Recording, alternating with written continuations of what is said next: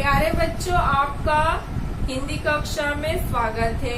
आज हम लोग आपके रिमझिम 3 का दूसरा पाठ जिसका शीर्षक है सेखी बाज मक्खी का पुनः अभ्यास करेंगे। और आप सभी को जैसे मालूम है इस कहानी में क्या होता है और यह कहानी किसकी है। यह कहानी एक शेर और मक्खी की है। और सेखी बाज का अर्थ भी आप सभी को मालूम है क्या होगा। सेखी बाज का अर्थ जो अपनी बढ़ाई खुद करता है, खुद की तारीफ खुद के जुबान करता है। परंतु बच्चों, आप सभी को पता है इन तारीफों का कोई अर्थ नहीं है, ठीक है। और हमने इस कहानी से यह भी सीखा कि हमें खुद पर कभी घमंड नहीं करना चाहिए। और आप सभी को इस कहानी का परिणाम भी पता है कि मक्खी खुद पर घमंड करती है तो उसके साथ क्या होता है, ठीक है। फिर से हम लोग इस कहानी को दोहराते हैं, ठीक है बच्चों। तो क्या थी कहानी।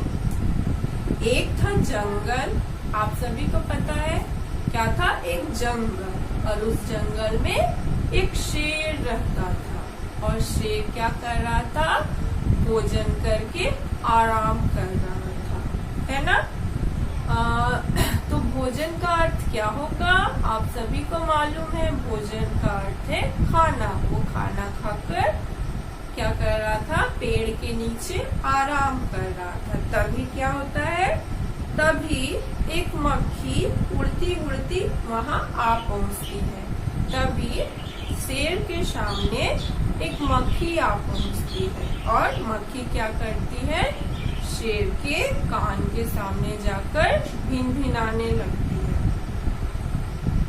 शेर ने 2-3 दिनों से स्नान नहीं किया था। स्नान का अर्थ मैंने बताया था नहाना। उसने 2-3 दिनों से नहीं नहाया था।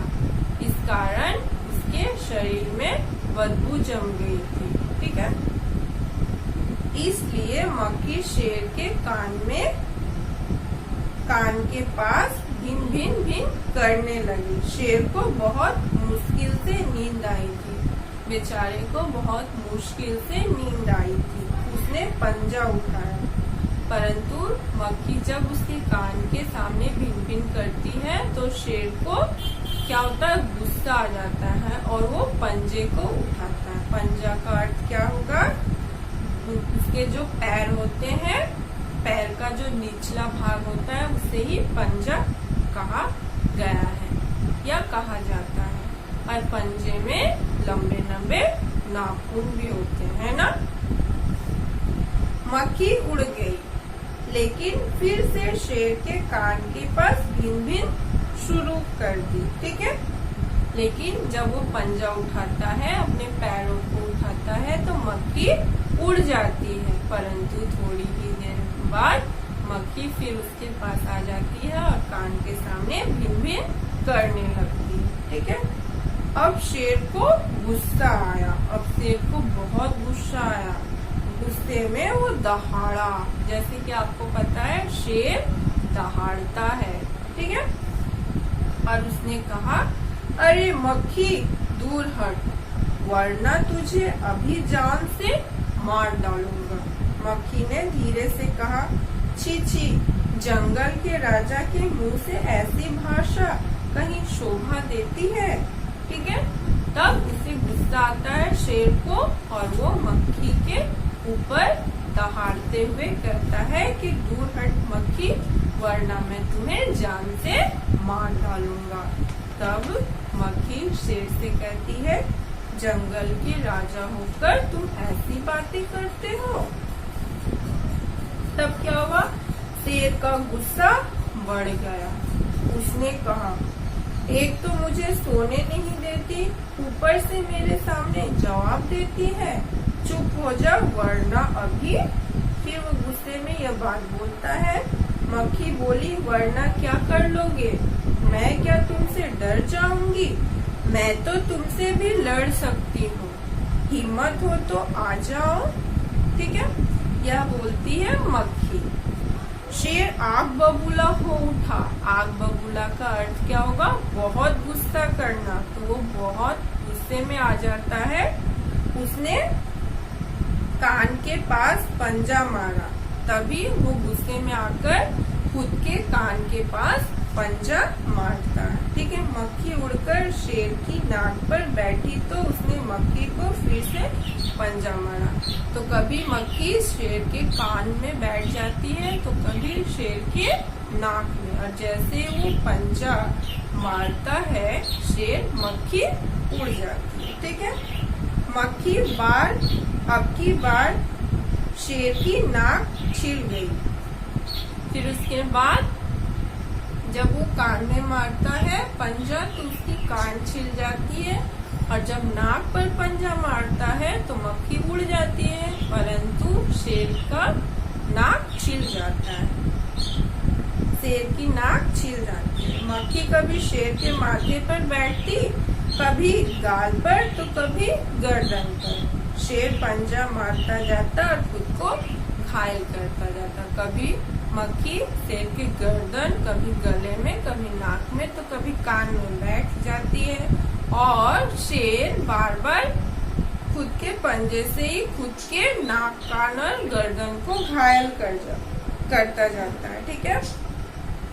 मक्खी तो फट से उड़ जाती। अंत में शेर उब गया, थक गया। वो बोला, मक्खी बहन अब मुझे छोड़ो, मैं हारा तुम जीती बस। बेचारा वो परेशान हो जाता है शेर, और अंतिम समय में वो कहता है कि मक्खी बहन तुम जीती, मैं हारा। ठीक है। मक्खी घमंड में चूर होकर उड़ती उड़ती आगे बढ़ी। फिर वो तो एकदम इस बात को सुनकर, जंगल के राजा शेर की बात सुनकर वो तो घमंड से चूर हो गई, और फिर वो उड़कर आगे बढ़ी। सामने एक हाथी मिला। मक्खी ने कहा, अरे हाथी मुझे प्रणाम कर, मैंने जंगल के राजा शेर को हराया है, इसलिए जंगल में अब मेरा राज चलेगा।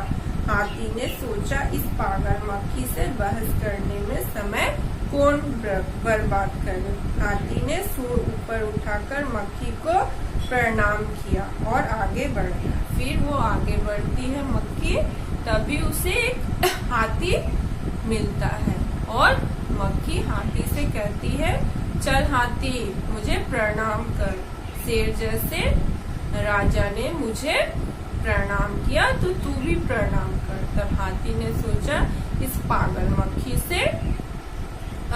पागल मक्खी के गले कौन पड़े, तो उसने उसे बहस न करते हुए मक्खी को प्रणाम किया और वहाँ से चला गया। ठीक है। हाथी ने सूंड ऊपर उठाकर मक्खी को प्रणाम किया और आगे बढ़ गया। सामने से आ रही लोमड़ी ने यह सब देखा। फिर उसके बाद सामने से ही एक लोमड़ी आती है, और वो सब ये सारे बातों को, ये सारे जो हो रहा था वहाँ पर उसे देखती है। ठीक है। लोमड़ी मंद मंद मुस्कुराने लगी। फिर लोमड़ी ये सब देखकर मुस्कुराने लगी। धीरे धीरे, मंद मंद का अर्थ है धीरे धीरे मुस्कुराने लगी। इतने में मक्खी ने लोमड़ी से कहा, अरे ओ लोमड़ी चल मुझे प्रणाम कर। फिर मक्खी ने लोमड़ी से भी कहा, चलो मुझे प्रणाम करो। ठीक है।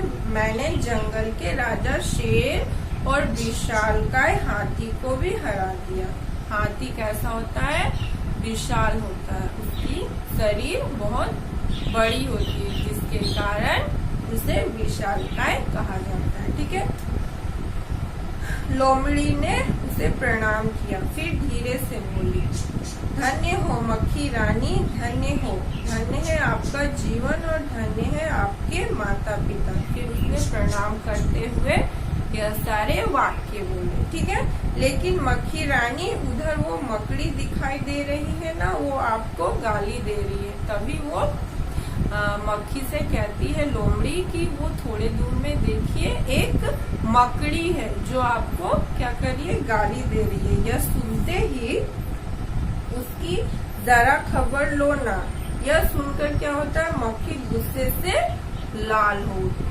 तब भी मक्खी को और अधिक गुस्सा आ गया।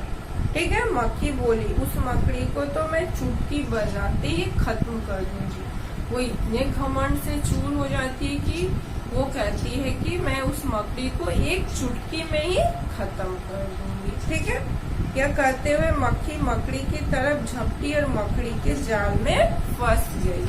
और तभी वो गुस्से से मकड़ी के पास गई तो मकड़ी तो जाल बुनता है और वो मकड़ी के जाल में जाकर फंस गई। मक्खी जाले से छूटने की जो कोशिश करती गई तो और भी फंसती गई। वो जितना कोशिश कर रही थी उस मकड़ी के जाल से निकलने की, वो उतनी ही फंसती जा रही थी। ठीक है, अंत में वो थक गई, हार गई और अंत में वो उस जाले से निकलने का बहुत प्रयास करती है, परंतु वो थक जाती है और हार जाती है। यह देखकर लोमड़ी मंद मंद मुस्कुराते हुए वहाँ से चलती बनी और यह सब देखकर लोमड़ी हंसती हुई वहाँ से चली गई। तो देखा आप सभी ने, मक्खी अपने आपके ऊपर कितना घमंड करती थी और इसका परिणाम क्या निकला, है ना। और यह कहानी किसने लिखी है, यह कहानी लिखी है योगेश जोशी ने। ठीक है बच्चों, तो आज के लिए यहीं तक, धन्यवाद।